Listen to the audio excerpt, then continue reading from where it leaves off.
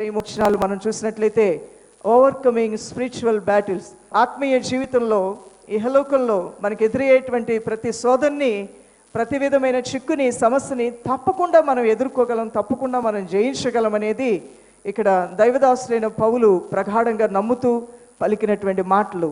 మా యుద్ధోపకరణములు శరీర సంబంధమైనవి కావు గాని దేవుని ఎదుట దుర్గములు పడద్రోయిజాలనంత బలము గలవై ఉన్నవి. మేము వితర్కములను, దేవుని గూర్చిన జ్ఞానమును అడ్డగించు ప్రతి ఆటంకమును పడద్రోసి ప్రతి ఆలోచనను క్రీస్తుకు లోబడినట్లు చెరబట్టి మీరు సంపూర్ణ విధేయతను కనబరిచినప్పుడు సమస్తమైన అవిధేయతకు ప్రతిదండన చేయి సిద్ధపడి ఉన్నాము. మేము ధరించుకున్న యుద్ధోపకరణములు శరీర సంబంధమైనవి కావు. మా చేతుల్లో గన్ లేదు, మా చేతుల్లో చండ్రకోల లేదు, మా చేతుల్లో కర్ర లేదు, లేదంటే మా యొక్క చేతుల్లో కత్తులు లేవు, ఖడ్గాలు లేవు. మేము అందరిలాగానే సామాన్యులుగానే ఉంటాం. అయినప్పటికీ కూడా దుర్గాల్ని పడద్రోయగలిగినటువంటి శక్తిమంతులుగా మేము ఉన్నాం.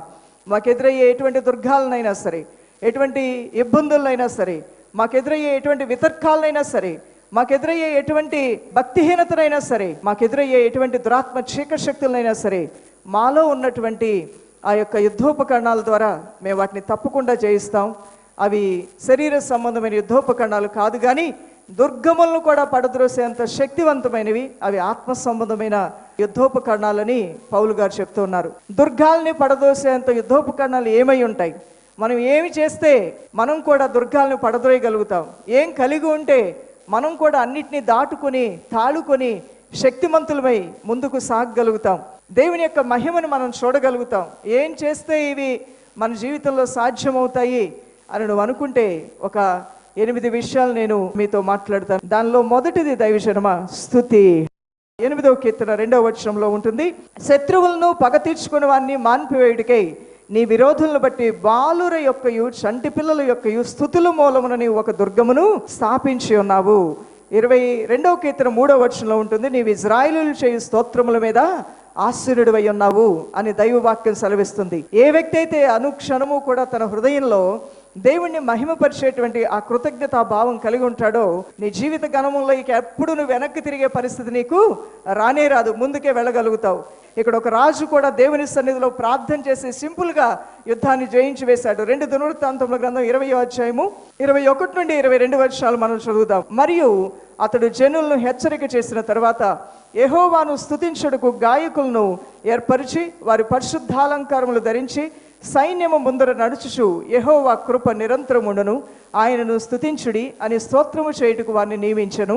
వారు పాడుడుకును స్తుతించుటకును మొదలు పెట్టగా యెహోవా యూదావారి మీదకి వచ్చిన అమ్మోనీయుల మీదను, మోయాబీల మీదను, సేయీరు మన్యవాసుల మీదను మాటుగాండ్రును పెట్టిన గనుక వారు హతులైరి. ఇక్కడ రాజు తనపైన విరోధులు లేచినప్పుడు రాజు యుద్ధం చేయగలడు, కానీ యుద్ధం చేసినా జయిస్తాడనేది నమ్మకం ఆయనకి లేదు. ఒక రాజ్యం వారు కాదు అక్కడికి వచ్చింది. మోయాబీలు వచ్చారు, సేయీరు మన్యవాసులు వచ్చారు. వారిని జయించాలంటే మానవ శక్తితో అయ్యేది కాదు, దైవశక్తితోనే అవుతుంది. ఆ దైవశక్తి దిగి రావాలంటే ఏం చేయాలో ఎరిగిన వాడు ఈ రాజు. దేవుని స్తోత్రం. ఈ యొక్క రహస్యము నెహెమ్యా అనేటువంటి భక్తుడు, ఎజ్రా అనే భక్తుడు వారు గ్రహించారు. నెహెమ్యా అనుకున్నాడు, దైవశక్తి నాతో రావాలనుకుంటే, నేను అనుకున్న పనులు సఫలం అవ్వాలంటే నేను ఉపవాసం ఉండి ప్రార్థన చేయాలని. ఎజ్రా అనుకున్నాడు, నా ప్రయాణం సజావుగా జరగాలంటే, మార్గమధ్యలో దొంగలు దుష్టుల బారిన నేను పడకుండా ఉండాలంటే నేను కూడా ఉపవాసం ఉండి ప్రార్థన చేయాలని అనుకున్నారు. వారి కార్యాలు సఫలమవటానికి, వారి ప్రయాణాలు సఫలమవటానికి, వారు అనుకున్న వాటి చుట్టూ దేవుడి కాపుదల ఉండటానికి వారు ఒక్క దినము ఉపవాసం ఉండి ప్రార్థన చేయగా కంటికి రెప్పవలే దేవుడు కాపాడి గజ దొంగలు బారిన పడకుండా మార్గమధ్యంలో వారి వెండి బంగారములు, వారి ధన సంపదల చుట్టూ కూడా అగ్ని కంచి వేసి ఆయన నడిపించి తీసుకుని వెళ్ళాడు. దైవజనమా, అవును, నీకు కలిగిన వాటన్నిటినీ కూడా దేవుడికి అప్పగిస్తున్నావా? సమస్తము నీవే ప్రభు అని దేవునితో మాట్లాడుతున్నావా? రాత్రి పడుకునే ముందు నా పిల్లల్ని కాపాడు ప్రభా, నా బంగారాన్ని కాపాడు ప్రభా, నా ఉద్యోగాన్ని కాపాడు ప్రభా, నా ఇల్లు కాపాడు ప్రభా అనే ప్రార్థన కన్నా మేము ఏమై ఉన్నామో అదంతా నీ కృప వల్లనే, నీవు ఇచ్చినదంతా నీదే ప్రభా. నీ సంతానాన్ని, నీ పిల్లల్ని, నీ దాసుని, నీ కుటుంబాన్ని, నీవు ఇచ్చిన వాటన్నిటిని చుట్టూ నీ కంచి వేయమంటే దోతులు వచ్చి నీ ఇంటి చుట్టూనే కాపలా ఉంటాయి. దేవుని బిడ్డలారా, నీ ఉద్యోగంలో అసూయపడి వారు ఉంటారు, ఈర్ష్యపడి వారు ఉంటారు. ఎంత సజావుగా వెళ్తున్నా ఏదో ఒక రీతంగా నేను చిక్కుల్లో ఉంచి నిన్ను సస్పెండ్ చేయడానికి చూసే వాళ్ళు ఉంటారు. అలాంటి కుయుక్తుల యొక్క తంత్రాల్లో పడకుండా నా చుట్టూ కంచివే ప్రభు అని అడుగుతున్నావా? యవన కాలంలో అడుగుపెట్టిన యవన బిడ్డలు, అయ్యా యవన ఆకర్షణలో పడకుండా మాకు కంచివేయి ప్రభు, మా అంతరింద్రియాలకు నీ కాపుదలేవు, మా ప్రవర్తనని కాయు ప్రభు, మా సాక్షి జీవితాన్ని అంతవరకు కాపాడు నాయనా అని ప్రార్థన చేసుకుంటున్నారా? అలా ప్రార్థన చేసుకునే వారికి దేవుడు తప్పక తోడుగా ఉండి ప్రతి శోధన నుంచి తప్పిస్తాడు. దేవుని బిడ్డ, ఒక యుద్ధములో ఒక రాజు దేవుని యొక్క సహాయాన్ని వేడుకుంటే ఏకంగా యుద్ధం చేయడానికి దేవుడే దిగొచ్చి సహాయం చేసి శత్రువుల చేతిలో చిక్కబడకుండా రాజు యొక్క దేశాన్ని, సైన్యాన్ని కాపాడాడంటే ఈరోజు నీ చిన్న కుటుంబాన్ని దేవుడు కాపాడలేడా? తప్పకుండా కాపాడుతాడు. అంతేకాదు, ఆయన చేసిన ఉపకారాల్లో దేన్ని మరవకుండా ప్రతి ఉదయకాలం నువ్వు లేచి దేవునికి కృతజ్ఞతాస్తుతులు, స్తోత్రాలు చెల్లించు. ఆ విధంగా నువ్వు మహిమపరుస్తూ ఉంటే సకల శోధనల నుంచి నువ్వు తప్పించబడతావు. పౌలు శీలల్లో ఉన్నటువంటి ఆ ప్రభావం అదే. పౌలు అంటున్నాడు, మా యుద్ధోపకరణములు శరీర సంబంధమైనవి కావు అంటున్నాడు. అయినప్పటికీ మేము దుర్గాలను పడద్రోయగలుగుతాం. మాకెదురయ్యే దురాత్మల్ని, చీకటి శక్తుల్ని, సమస్యల్ని, ఇబ్బందుల్ని, బలహీనతల్ని, అపాయములను, ప్రమాదములను అన్నిటినీ మేము జయించగలుగుతాం అంటున్నాడు. పౌలు శీలని ఇద్దరిని కూడా సువార్త ప్రకటిస్తున్నప్పుడు గాయపరిచి జైల్లో పడవేస్తే ప్రభువుని పాటలతో స్తుతిస్తూ ఆరాధిస్తూ ఉండగా దేవుని యొక్క శక్తి అక్కడికి దిగిరాగా భూమి కంపించింది. దైవజనమా, ఆ రాత్రి ఒక అద్భుతమైన కార్యం జరిగింది. అక్కడ ఉన్నటువంటి శతాధిపతి, అక్కడ ఉన్నటువంటి అధికారి ఆ రాత్రే యేసు ప్రభువుని రక్షకుడిగా అంగీకరించాడు. ఆరాధించి దేవుని గణపరుస్తూ ఉండగా అద్భుతమైన కార్యాలు జరిగాయి. నీకు బాధలు, ఇబ్బందులు, సమస్యలు ఎదురైనప్పుడు మౌనంగా ఉండొద్దు, కానీ ప్రార్థనా స్థలాలకు వెళ్ళిపో. మనశ్శాంతి కరువైతే ప్రార్థనా స్థలాలకు వచ్చేసాయి. మనసులో ఎక్కువ దుఃఖం ఉందంటే ప్రార్థనా స్థలానికి వచ్చి ఒంటరిగా ఉండొద్దు. ఆ సమయంలో దేవునితో అన్యోన్యమైన సహవాసంలో నీ సమయాన్ని గడుపు. నీ యొక్క కార్యాలు నెరవేర్చే దేవునికి నీ గుండె బరువునంతా నువ్వు పంచుకో. నీ భారమంతా తొలగించి ఆయన నీ జీవితాన్ని స్థిరపరచగల శక్తిమంతుడైన దేవాతి దేవుడై ఉన్నాడు. రెండవదిగా నువ్వు కలిగి ఉండవలసినటువంటి మరొక ఆయుధం ద వర్డ్ ఆఫ్ గాడ్, దేవుని యొక్క వాక్యం. దేవుని యొక్క వాక్యమే మనల్ని బ్రతికిస్తుంది. ఆ వాక్యంలో నువ్వు నిలబడినప్పుడు నువ్వు దేని కొరకు దిగులు పడవలసిన, భయపడవలసిన అవసరం లేదు. లూకాసు వార్త 4:4 ఉంటుంది, మనుషుడు కేవలము రొట్టె వలన మాత్రమే కాదు కానీ దేవుని యొక్క నోటి నుంచి వచ్చినటువంటి రాయబడిన ప్రతి మాట ద్వారా కూడా జీవిస్తాడని. రాయబడిన వాక్యాన్ని నువ్వు పలికినప్పుడు, రాయబడిన వాక్యాన్ని నువ్వు ధ్యానం చేసినప్పుడు చీకటి శక్తులను ఎదురించి పారిపోతాయని కూడా దేవుని వాక్యం సెలవిస్తుంది. 1 యోహాను రాసిన పత్రిక 2:14 యవనస్తులారా, మీరు బలవంతులు, దేవుని వాక్యము మీ యందు నిలిచి ఉన్నది, మీరు దుష్టుని జయించి ఉన్నారు అంటున్నాడు. ఏ యవనస్తులు దేవునిలో నిలిచి ఉండగలరు? ఏ యవనస్తులు యవన ఆకర్షణ జయించగలరు? ఎటువంటి యవనస్తులు ఖైనీ, సిగరెట్, డ్రగ్ ఇలాంటివన్నీ కూడా జయించగలరు? ఎలాంటి యవనస్తులు దేవుని కోసం స్థిరంగా నిలబడగలరంటే ఎవరి హృదయంలో, ఏ యవనస్తురాలు, ఏ యవనస్తుల హృదయంలో వాక్యం నిలిచి ఉంటుందో వారు తప్పకుండా జయించేవారిగా ఉంటారు. యోహాను సువార్త 15:7 మనం గమనించినట్లయితే, నా యందు మీరును మీ యందు నా మాటలను నిలిచి ఉండిన ఎడల మీకేది ఇష్టమో అడుగుడి, అది మీకు అనుగ్రహించబడుతుంది. దేవుని యొక్క వాక్యము నీకు నిలిచి ఉన్నప్పుడు నువ్వు బహుగా ఫలిస్తావు.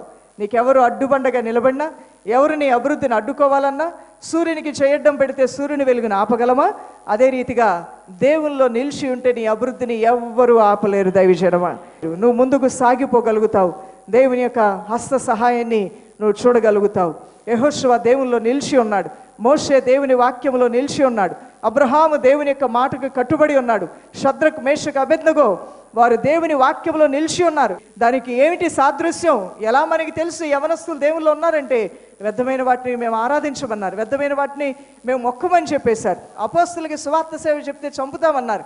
అప్పుడు పేతురు ఒక మాట అంటున్నాడు, మానవపరమైన వాటి విషయంలో అధికారులని మేము మీకు లోబడతాం, కానీ సర్వాధికారైన దేవుడు చెప్పిన సువార్తని మీరు ఆపాలని ప్రయత్నం చేసినా ఆపటం మా వల్ల కాదు. సువార్త ప్రకటించుటనే ఆ బాధ్యత మాకు అప్పగించబడింది, కాబట్టి మేము వాటిని ప్రకటిస్తూనే ముందుకు వెళ్తామని చెప్పి వారు దైవ భయం కలిగి దేవుణ్ణి ప్రేమించి ముందుకు వెళ్ళారు.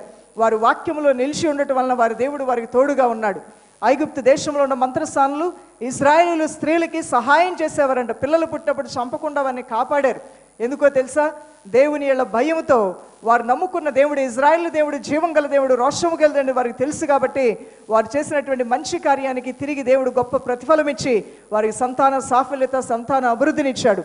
ఈరోజు నీ జీవితంలో ఒక్కొక్క విషయము, ఒక్కొక్క సంఘటనలో నువ్వు గమనించుకో. దేవుని బిడ్డ, దేవునికి భయపడ్డావు, వాక్యం నీలో నిలిచి ఉంటే చెడుతనం చేయడానికి నీ హృదయం పరిగెత్తదు, నీ చేతులు పరిగెత్తవు. అపవిత్రమైన కార్యక్రమాలు చేయడానికి, కామక్రోధ మదమత్సరాలకు నీ దేహాన్ని నువ్వు అప్పగించడానికి ఇష్టపడవు.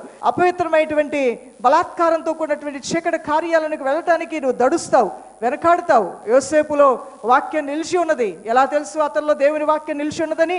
ఆయన సెలవిచ్చిన మాట, ఇదిగో ఆకాశం ఉన్న దేవుడు నన్ను చూస్తున్న దేవుడికి వ్యతిరేకంగా నేను ఏ పాపము చేయజాలను, నా దేహాన్ని నేను అపవిత్రపరచుకోను, నా దేహం దేవుని ఆలయమై ఉన్నది, నేను సేవించుచున్న దేవుడు పరిశుద్ధమైన దేవుడు, అందువల్ల నేను కూడా పరిశుద్ధంగా ఉండాలని దైవాజ్ఞ అయినది. కాబట్టి నా యవన కాలంలో యవన ఆకర్షణలకు నేను లోబడి నా దేహాన్ని నేను అపవిత్రపరచుకున్నాడు అంటే వాక్యములో నిలిచి ఉన్నాడు కాబట్టే ఈ మాట చెప్పగలిగాడు, ఆ ప్రకారం జీవించగలిగాడు. మీకేంటి రుజువు ఈ రోజున దేవుని వాక్యం మీలో నిలిచి ఉన్నదని? ఈ ఆదివార ఆరాధనని ఆ కామన్ సెన్స్ మీకు పనిచేసింది కదా.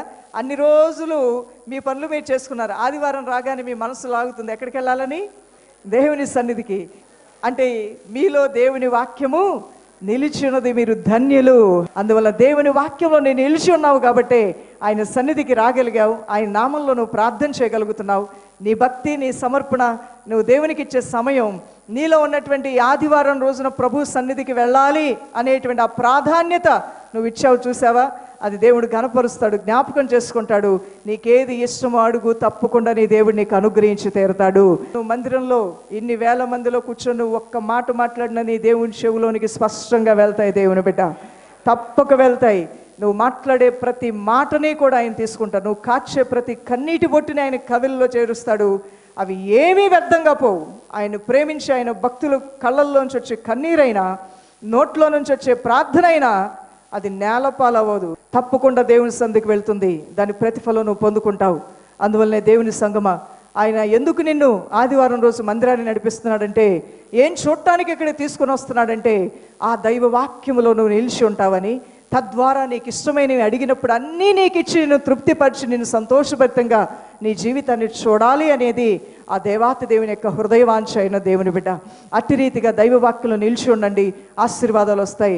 అపోస్తలుడైన పౌలు అంటున్నాడు, మా యుద్ధోపకరణములు శరీర సంబంధమైనవి కాదు కానీ ఆత్మ సంబంధమైనవి. ఆత్మ సంబంధమైన యుద్ధోపకరణములు రెండవది దేవుని వాక్యం నీలో కలిగి ఉండు, అద్భుతాలను చూడగలుగుతావు. మూడవదిగా ద బ్లడ్ ఆఫ్ జీసస్, యేసుక్రీస్తు యొక్క రక్తమే నీ జీవితానికి గొప్ప విజయమై ఉన్న దేవుని బిడ్డ. మొదటి యోహాను రాసిన పత్రిక 1:9 ఆ నీతిమంతుడగు ఆ పవిత్రమైన ఆ రక్తము సమస్త దుర్నీతి నుండి కూడా మనల్ని పవిత్రులుగా చేస్తుందని రాయబడి ఉంటుంది. ప్రకటన గ్రంథం 12:11 చూస్తే, వారు గొర్రెపిల్ల రక్తమును బట్టి తామిచ్చిన సాక్ష్యమును బట్టి వానిని జయించి ఉన్నారు. అపవాది అయినటువంటి సాతాన్ని, మరణాన్ని, లోకాన్ని, పాతాళాన్ని, రాబోచిన ఉగ్రతని, జన్మ కర్మ పాపములను జయింపజేసినటువంటి రక్తం పవిత్రమైనటువంటి యేసుక్రీస్తు ప్రభు వారి యొక్క రక్తమైన దైవజనమా. ఆ పవిత్ర రక్తాన్ని నువ్వు ఈరోజు ఆశ్రయించావు కాబట్టి నీకు అన్ని విషయంలో జయమే. ఎన్నో విషయాలు నీకు సర్వ స్వాతంత్రాన్ని ఇచ్చి ఆయన కృపాసనం మీదకు ధైర్యంగా వచ్చే ఆ కుమారత్వాన్ని, ఆ హక్కుని, ఆ స్వాతంత్రాన్ని నువ్వు పొందుకున్నావంటే యేసుని నువ్వు రక్షకుడిగా అంగీకరించడం ద్వారా, నీ పాపములకు ఆయన పవిత్రమైన రక్తములో ఆ పాప ప్రక్షాళన అవటం ద్వారా నీ జీవితంలో దైవశక్తిని, దేవుని యొక్క అధికారాన్ని నువ్వు కలిగి ఉన్నావు. అది నీ జీవితానికి ఎంతో మేలుకరమైంది. ఫోర్త్ వెపన్, 4వ ఆయుధం నీ సాక్షి జీవితమే అయ్యున్న దేవుని బిడ్డ.